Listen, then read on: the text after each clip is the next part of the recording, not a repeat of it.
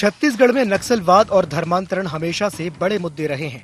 सरकार चाहे किसी की भी रही हो, धर्मांतरण पर सियासत कम नहीं हुई और शुरुआत से ही एक कड़े कानून की मांग लगातार उठती आ रही है। इसी बीच गृह मंत्री विजय शर्मा के एक बयान ने राजनीतिक हलचल बढ़ा दी है। उन्होंने साफ कहा है कि नया और सख्त धर्मांतरण कानून जल्द ही विधानसभा में लाया जाएगा। इस नए कानून में पुलिस को अधिक अधिकार दिए जाएंगे और प्रलोभन, लालच या धमकी देकर धर्मांतरण कराने वालों पर सख्त कार्रवाई होगी। ऐसे लोगों को कतई बख्शा नहीं जाएगा। छत्तीसगढ़ में फिर गरमाई धर्मांतरण पर सियासत। गृह मंत्री विजय शर्मा का बड़ा बयान। अगले सत्र में कड़ा धर्मांतरण कानून, पुलिस को मिलेंगे अधिक अधिकार, प्रलोभन धमकी पर होगी सख्त कार्रवाई। धर्मांतरण के संदर्भ में आने वाले सत्र में एक एक्ट आएगा जो कि मैं सोचता हूं कि अब तक के सारे राज्यों में उपलब्ध एक्ट से एक कदम आगे होगा, क्योंकि सभी का अनुभव उसमें समाहित है। उसके साथ ही साथ चंगाई सभाएं वगैरह जैसी जो चीज़ें हैं, ये तो हम स्वयं ही समझते हैं कि लोगों को भ्रमित करने जैसी चीज़ें हैं, तो इसको तो बंद होना ही चाहिए। उसमें कानूनी प्रावधान की आवश्यकता है जो आने वाले एक्ट में हो जाएगा। वहीं कांग्रेस ने नए धर्मांतरण कानून को लेकर बीजेपी सरकार पर निशाना साधा है। कांग्रेस का कहना है कि धर्मांतरण के नाम पर नया कानून लाने की बात सिर्फ पॉलिटिकल प्रोपेगेंडा है। कांग्रेस संचार प्रमुख सुशील आनंद शुक्ला ने कहा कि मुख्यमंत्री ने तो पहली कैबिनेट की बैठक में ही कह दिया था कि धर्मांतरण विधेयक तैयार है और 60 दिनों में लागू किया जाएगा। फिर बीजेपी मौजूदा कानून के आधार पर कार्रवाई क्यों नहीं करती? कांग्रेस ने आरोप लगाया कि धर्मांतरण को बीजेपी खुद ही बढ़ावा देती है और अब इसे राजनीतिक हथियार के रूप में इस्तेमाल कर रही है। धर्मांतरण को लेके कानून बनाने की बात करना भारतीय जनता पार्टी का एक पॉलिटिकल प्रोपेगेंडा है। माननीय मुख्यमंत्री जी ने अपने मंत्रिमंडल की पहली बैठक में कहा था कि धर्म स्वातंत्र विधेयक तैयार है और 60 दिन के अंदर में हम इसको लागू करेंगे। सुप्रीम कोर्ट ने सेंट्रल गवर्नमेंट से कहा था कि धर्मांतरण देश के लिए समस्या है, तो देश के लिए कानून क्यों नहीं बनाया जा रहा है। और छत्तीसगढ़ में तो अविभाजित मध्य प्रदेश के समय से धर्मांतरण विरोधी कानून लागू है, उसके आधार पर कार्रवाई क्यों नहीं करती भारतीय जनता पार्टी? दरअसल भारतीय जनता पार्टी खुद धर्मांतरण को बढ़ावा देने वाली पार्टी है। बहरहाल धर्मांतरण कानून को लेकर सियासत भले ही तेज हो गई हो, लेकिन सवाल अब भी वही है कि क्या आने वाले सत्र में सचमुच नया कानून लागू होगा या मामला एक बार फिर से राजनीतिक बयानबाजी में उलझकर रह जाएगा। लेकिन फिलहाल तो प्रदेश की राजनीति इसी मुद्दे के इर्द गिर्द घूमती नजर आ रही है और राज्य की जनता कड़े कानून के वादे के इंतजार में है। IND 24 के लिए रायपुर से गौरव सिंह चंदेल की रिपोर्ट।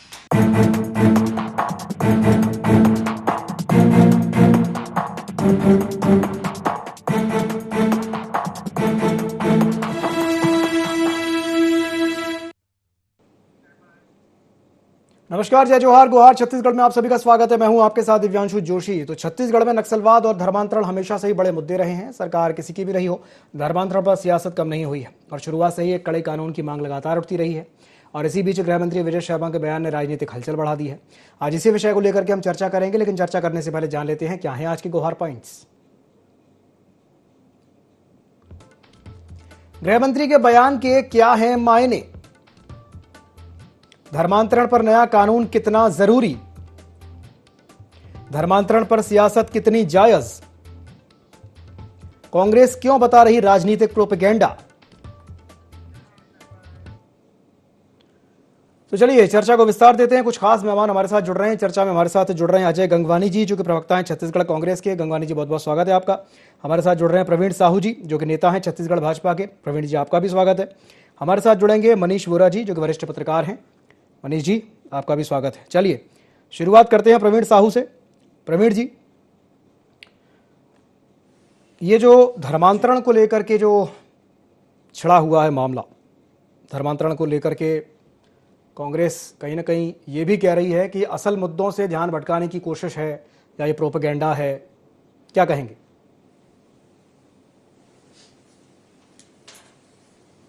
देखिए, सबसे पहले भारत माता की जय कहूंगा और आपके जनता को नमस्कार प्रणाम। आदरणीय भगवान जी और दिव्यांशु, आपको जो नमस्कार। देखिए, मैं एक लाइन में कहूं तो कांग्रेस पार्टी धरातल की यथार्थ राजनीति से कोसों दूर हो चुकी है। जो कांग्रेस पार्टी कह रही है कि ये असल मुद्दे को भटकाने से का एक प्रोपेगेंडा है, उनको ये मालूम नहीं कि धर्मांतरण कितना बड़ा मुद्दा है।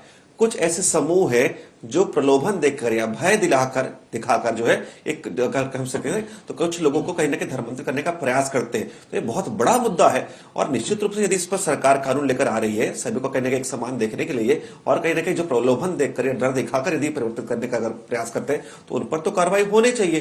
कांग्रेस को किस बात की आपत्ति? उनकी आपत्ति दिखाती है कि कहीं ना कहीं वो उन पर आ जा रही है और ये कहीं ना कहीं स्पष्ट रूप से स्पष्ट हो रहा है कि धर्मांतरण करने वाले कहीं ना कहीं कांग्रेस के इनके तारों से जुड़े हुए हैं।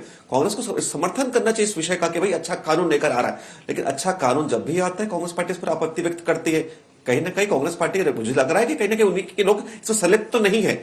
और रही बात, देखिए हमारे देश के संविधान में लिखा है कि कोई भी व्यक्ति अपना धर्म स्वयं चुन सकता है, निश्चित रूप से ये लिखा हुआ है, लेकिन हमारे संविधान में ये कहीं ना कहीं भी यही नहीं लिखा हुआ है कि भाई किसी पर आप जबरन जो है धर्म परिवर्तन करने का आप जो है प्रलोभन देंगे या डर दिखाएंगे। तो यही जो संविधान के विषय को हम कहीं ना कहीं ध्यान में रखते हुए प्रलोभन के विषय हो, डर के विषय हो, इस विषय को हम कहीं ना कहीं साइड करना चाहते हैं। हम चाहते हैं कि व्यक्ति अपने धर्म को स्वयं माने, किसी के लालच में आकर या किसी के डर में आकर नहीं आए। ठीक है, गंगवानी जी आपकी प्रतिक्रिया। देखिए दिवांशु जी, भारतीय जनता पार्टी के लिए धर्मांतरण जो है वो सिर्फ और सिर्फ एक राजनीतिक हथियार है और एक राजनीतिक प्रोपेगेंडा है। कभी व्यक्तिगत स्वार्थ पूर्ति के लिए, कभी वोटों के ध्रुवीकरण के लिए, कभी अपनी राजनीतिक स्वार्थ सिद्धि के लिए लगातार धर्मांतरण के नाम पे भारतीय जनता पार्टी न केवल छत्तीसगढ़, पूरे देश में सिर्फ और सिर्फ राजनीति करने का प्रयास करती है। हमने लगातार देखा, कभी हिंदुत्व के नाम पे, कभी प्रभु श्री राम के नाम पे, कभी धर्म के नाम पे, कभी गाय और गोबर के नाम पे, कभी गंगा जल के नाम पर सिर्फ और सिर्फ व्यक्तिगत स्वार्थ की राजनीति करना चाहते हैं। देखिए मैं महत्वपूर्ण 3 आपको उदाहरण दे दूं कि मैं इस बात के जो कांग्रेस पार्टी का आरोप है वो क्यों है। सबसे पहली बात है, अगर आपकी नियत नीति मंशा धर्मांतरण के खिलाफ कड़े कानून बनाने की है तो शायद सरकार की कैबिनेट की पहली बैठक में माननीय मुख्यमंत्री विष्णु साय जी ने कहा था कि धर्म स्वातंत्र विधेयक का प्रारूप पूरा तैयार है, अगले 60 दिन मतलब 2 महीने में छत्तीसगढ़ में लागू कर दिया जाएगा। 2 महीने छोड़ दीजिए, 2 सालों के दिव्यांशु जी अभी तक उसका कानून लागू कर नहीं रहे क्योंकि इनकी नियत नीति मंशा सिर्फ और सिर्फ धर्मांतरण के नाम पे राजनीति करने के। दूसरी महत्वपूर्ण बात है, 2006 में जब रमन सरकार थी तब 3 अगस्त 2006 को रमन सरकार ने विधानसभा में सर्वसम्मति से धर्मांतरण के खिलाफ कड़े कानून को पारित करने का ड्राफ्ट पारित कराया। 2006 से 2018 12 साल तक रमन सरकार रही लेकिन धर्मांतरण के खिलाफ कोई कड़े कानून नहीं लागू किए गए। माननीय सुप्रीम कोर्ट जो संविधान और कानून का सबसे बड़ा संरक्षक है, उन्होंने केंद्र सरकार को निर्देशित किया कि धर्मांतरण के खिलाफ केंद्रीय कड़े कानून बनाए जाए जो न केवल छत्तीसगढ़ पूरे देश में लागू होगा। मैं तो पूछना चाहता हूँ, आज 11 साल से केंद्र की मोदी सरकार है, क्यों नहीं धर्मांतरण के खिलाफ कड़े कानून बनाती है? तो ये दोहरा चित्र दिखता है। हमने पहले भी देखा दिव्यांशु जी, अयोध्या लोकसभा का चुनाव पूरा का पूरा अयोध्या के राम मंदिर पर केंद्रित रहा, लेकिन जनता ने स्पष्ट कहा कि धर्म पे राजनीति स्वीकार्य नहीं है। आज अयोध्या हारते हैं, रामपेट हारते हैं, प्रयागराज हारते हैं। जब जब भारतीय जनता पार्टी प्रभु श्री राम के नाम पे राजनीति करने का प्रयास करती है, देश की जनता उनको दिखाती है। महत्वपूर्ण बात कहना चाह रहा हूँ, कांग्रेस पार्टी ये मानती है कि राजनीति में धर्म आवश्यक है, धर्म पर राजनीति नहीं। ये मूलभूत अंतर है कांग्रेस पार्टी और भारतीय जनता पार्टी में। आज 15 साल में सबसे अधिक चर्च रमन सरकार के कार्यकाल में यहाँ बनते, सबसे अधिक धर्मांतरण इनके समय होते हैं, सबसे बड़ी चंगाई सभा आज तक छत्तीसगढ़ के इतिहास में गौसमुल्य में सबसे बड़ी चंगाई सभा का आयोजन रमन सरकार ने किया। ये भारतीय जनता पार्टी का दोहरा चित्र है। एक तरफ धर्मांतरण के खिलाफ राजनीति करते हैं, दूसरी तरफ लगातार चंगाई सभा का आयोजन करके अपने व्यक्तिगत स्वार्थ की पूर्ति का सिद्धि करते हैं। तो ये स्पष्ट दिखता है कि सिर्फ और सिर्फ धर्मांतरण पर राजनीति करना भारतीय जनता पार्टी का राजनीतिक प्रोपेगेंडा है। दिवांशु जी चलिए ठीक है, मनीष जी से एक प्रतिक्रिया चाहूंगा। मनीष जी, आपने दोनों ही प्रवक्ताओं की बातें सुनी। धर्मांतरण को लेकर के जो नया कानून जिसकी बात गृह मंत्री कह रहे हैं, क्या वाकई में इतना ज़रूरी है? कि आपको भी ये लगता है कि छत्तीसगढ़ जैसे राज्य में, जो कि एक आदिवासी बाहुल्य राज्य कहलाता है, वहाँ पर इस तरह की जो चीज़ें हो रही हैं, चाहे वो चंगाई सभा हो या और भी जिस तरह की चीज़ें हो रही है प्रलोभन के माध्यम से या धमकी के माध्यम से, तो क्या ये ज़रूरी है ये जो नया कानून जिसकी बात हो रही है? मनीष जी। देखिए, एक तो सबसे महत्वपूर्ण बात यह है कि कानून तो मुझे लगता है कि अभी भी धर्मांतरण के खिलाफ बना हुआ है और उस कानून का पालन कितनी ईमानदारी से किया जा रहा है या कराया जा रहा है, ये महत्वपूर्ण चीज है। और दूसरी बात ये भी कि यदि आप कानून और एक बना देंगे, उसके अलावा और एक कानून बना देंगे, तो और कितने कानून बनाते जाइए। कानून बना देने से ही क्या धर्मांतरण रुक जाएगा? क्या? मुझे नहीं लगता कि ऐसी स्थितियां निर्मित होगी। आपको उन कारणों में जाना पड़ेगा जिनकी वजह से धर्मांतरण हो रहा है। वो धर्म हो रहा है, स्वास्थ्य की समस्याओं को लेकर के धर्मांतरण हो रहा है, उसके साथ साथ आर्थिक समस्याओं को लेकर के धर्मांतरण हो रहा है, आर्थिक प्रलोभन देकर के धर्मांतरण किया जा रहा है। तो इस प्रकार के जो तमाम चीजें निकल करके आती हैं, उन चीजों को समझना होगा और उन समस्याओं को दूर करने के लिए सरकारों को प्रयास करना होगा। देखिए, धर्म जो होता है, धर्म और राजनीति धर्म दोनों अलग चीज नहीं है। धर्म का प्रयोग राजनीति के लिए बड़े लंबे समय से चला आ रहा है। तो ये नहीं है कि आप कहेंगे कि धर्म को जो है राजनीति नहीं करना चाहिए, राजनीति में धर्म नहीं होना चाहिए, ये जो बात है मुझे इससे इत्तेफाक नहीं रखता मैं।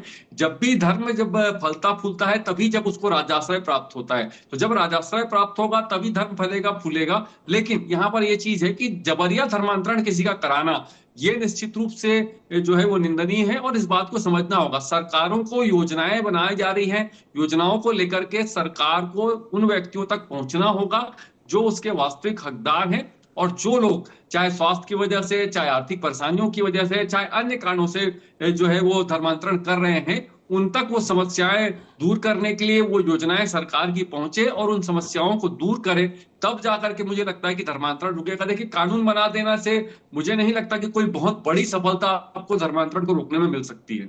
ठीक है प्रवीण जी, मनीष जी ने ये बड़ी अच्छी बात कही कि धर्मांतरण अगर हो भी रहा है तो हमें ये तो समझना पड़ेगा कि क्यों हो रहा है। अगर कोई व्यक्ति है, वो मान लीजिए किसी धर्म का है, वो अगर किसी दूसरे धर्म की ओर जा रहा है या उसको ले जाया जा रहा है, तो उसके पीछे का कारण क्या है? क्या गरीबी उसका कारण है, अशिक्षा उसका कारण है, या एग्जैक्ट कारण क्या है? पहले उस कारण, उस जड़ पे तो वार करना जरूरी है। केवल कानून बना देने से काम नहीं चलेगा। प्रवीण जी,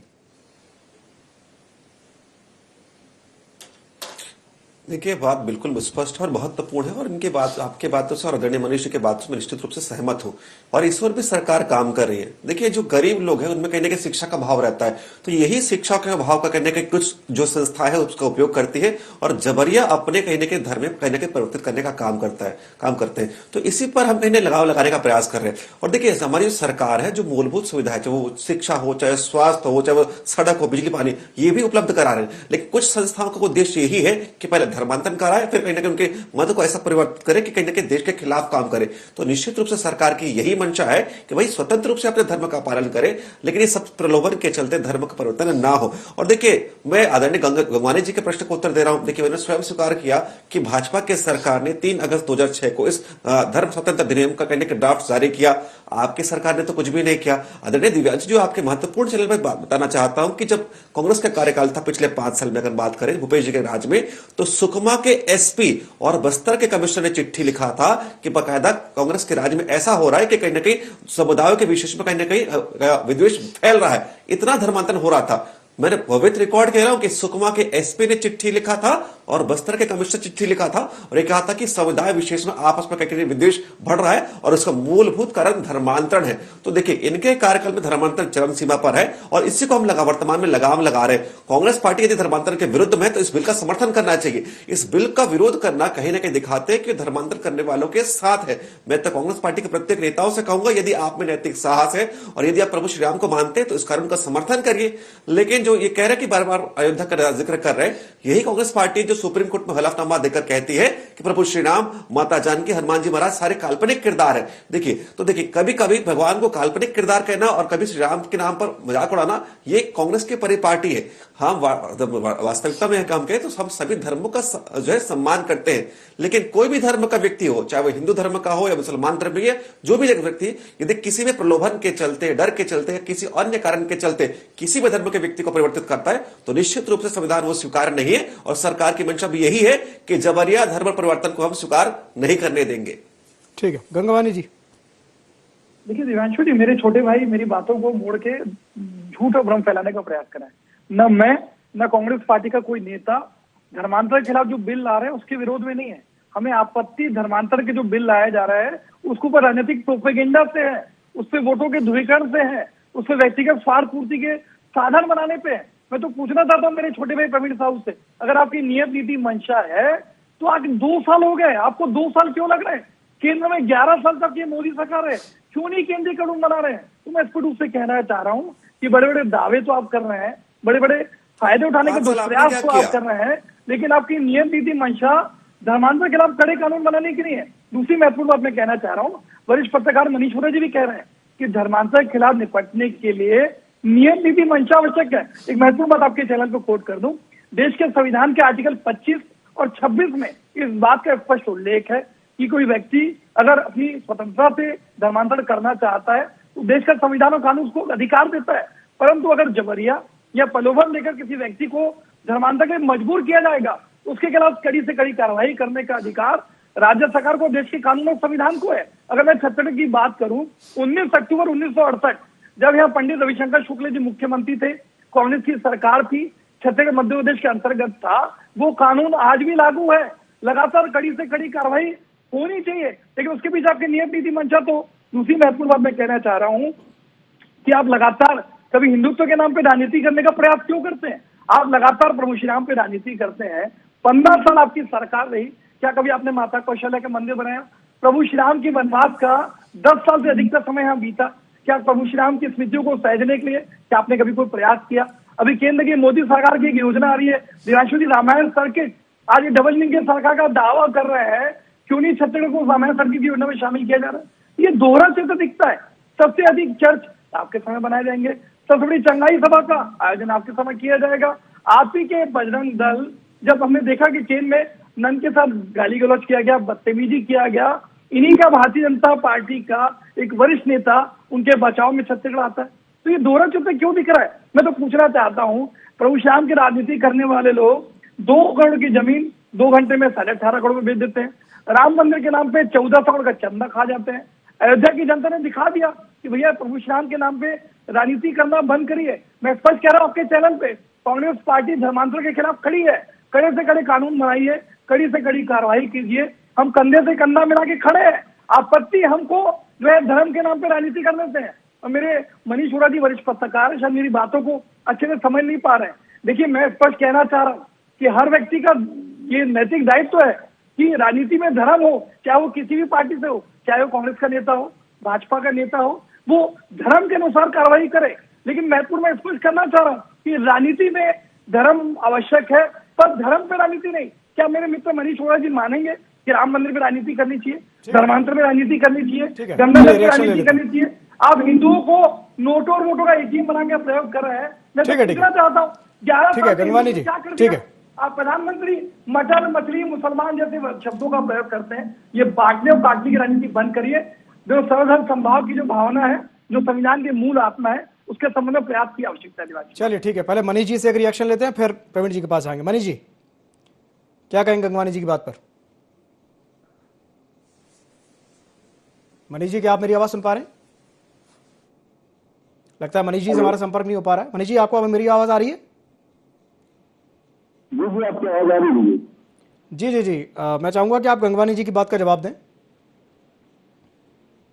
ये देखिए, मैंने पहले कहा इस बात को कि देखिए, धर्म पर राजनीति लंबे समय से होती आ रही थी, आज नहीं हो रही है। और इस बात को लेकर के मैंने पहले इस बात को क्लियर किया था कि देखिए, धर्म को जब तक राजस्व प्राप्त नहीं होगा तब तक धर्म फल फूल नहीं सकता। और धर्म को लेकर वैसे कोई भी व्यक्ति किसी भी धर्म का पालन कर सकता है, मगर जबरिया किसी को धर्म का पालन करने के लिए मजबूर करना, किसी लालच में, किसी प्रलोभन में उसको किसी धर्म की तरफ आकर्षित करना, ये क्योंकि नहीं है। मैंने इसी बात को कहा था। मैंने ये नहीं कहा कि धर्म के राजनीति करें या धर्मांतरण को लेकर, मैंने ऐसा कुछ भी नहीं कहा है। आपको ऐसा लग रहा है, आप अपनी मेरी बातों को अपने तरफ से इंटरप्रेट करके बता रहे हैं तो गलत चीज है। लेकिन मैंने इस बात को कहा कि देखिए, धर्म को जब तक राजाश्रय प्राप्त नहीं होगा तब तक धर्म फल फूल नहीं सकता, संस्कृति फल फूल नहीं सकती, हमारे जो परंपराएं हैं वो फल फूल नहीं सकती। तो राज जो भी शासन में बैठा होगा उसको धर्म के आधार पर करना होगा। हाँ, आप इस बात को जरूर कह रहे हैं कि क्या राम मंदिर पर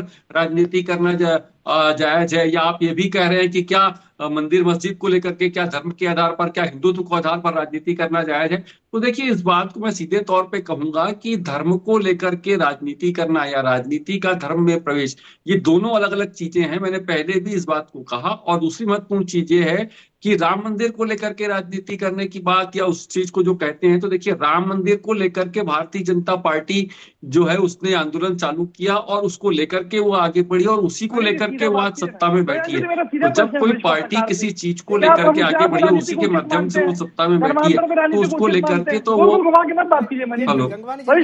सीधी बात करिए, सीधी बात करिए। समर्थन में है उसके, प्रभु श्री राम के नाम पे राजनीति के समर्थन में है। बोल दीजिए आज चैनल पे। आज जी सुन ले दर्शक आपके चैनल के, देवांशु जी। जी मनीष जी बोलिए। लगता है कुछ तकनीकी खामी की वजह से बात की है, और राम को लेकर के राजनीति की बात हो या राम मंदिर को लेकर के राजनीति की बात हो, तो कोई राजनीतिक दल किसी एजेंडे को लेकर के काम कर रहा है या किसी धार्मिक एजेंडे को लेकर के राजनीति कर रहा है, तो वो उसका अपना, उस पर मेरा समर्थन देना या मेरा नहीं देना ये तो कोई मुद्दा नहीं होता है। मेरे समर्थन देने या नहीं देने से क्या मैं बोलूंगा कि नहीं देना चाहिए, तो क्या भारतीय जनता पार्टी उस मुद्दे को छोड़ देगी, या मैं कहूंगा कि नहीं उसका समर्थन है तो क्या भाजपा उसमें आ जाएगी? संभव ही नहीं है ना ये चीज। दिव्यांशु जी चलिए ठीक है मैनिपुलेटिव बात कर रहे हैं पत्रकार यहाँ बैठ के। चलिए ठीक है। प्रवीण जी आप अपना रिएक्शन दें।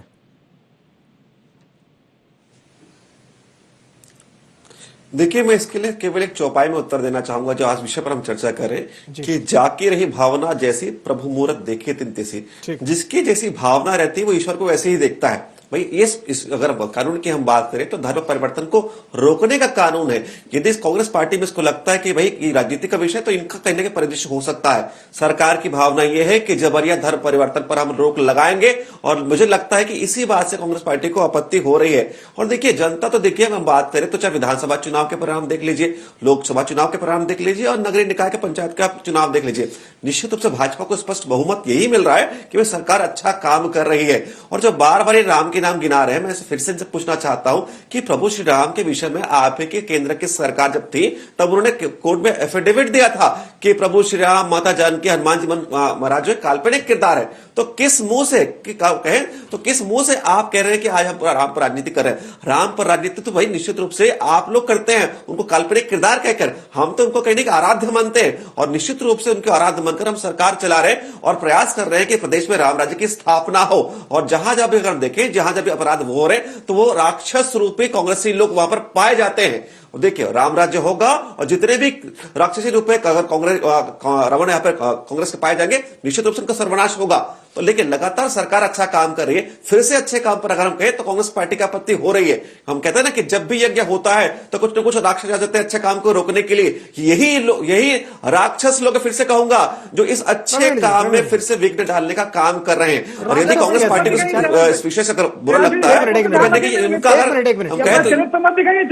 एक मिनट गंगवानी जी आप तो आपत्ति बाद में जताएंगे, आपत्ति मुझे ही पहले हो गई है। देखिए, वही कह रहा हूं, मैं स्पष्ट कह रहा हूं। एक मिनट मेरी बात मैं तो पहले कह रहा हूं, देखिए अच्छा काम हो रहा है तो क्यों आपत्ति कर रहे हैं मुझे भैया? आपत्ति उनको तो बाद में होगी, मुझे पहले इसलिए हो रही है तो कि क्यों आपत्ति है? अरे आप भी इंसान हैं, आप भी मानव हैं, वो भी मानव हैं, ये राक्षस बीच में कहां से आ गए? बदतमीजी करने चैनल नहीं, बदतमीजी नहीं, डेकोरम मेंटेन करके रखिए। काम में तो किस बात की आपत्ति बताइए? आप भी इंसान है, वो भी इंसान है, न कोई राक्षस है, न कोई देवता है। अच्छे काम में क्यों आपत्ति है? मत बोलिए कार्य तो लेकिन राक्षस वाले हैं। का प्रयोग क्यों करना जिस वजह से उनको बुरा लगे? आप उनको क्यों उनको राक्षसों से तुलना कर रहे हैं?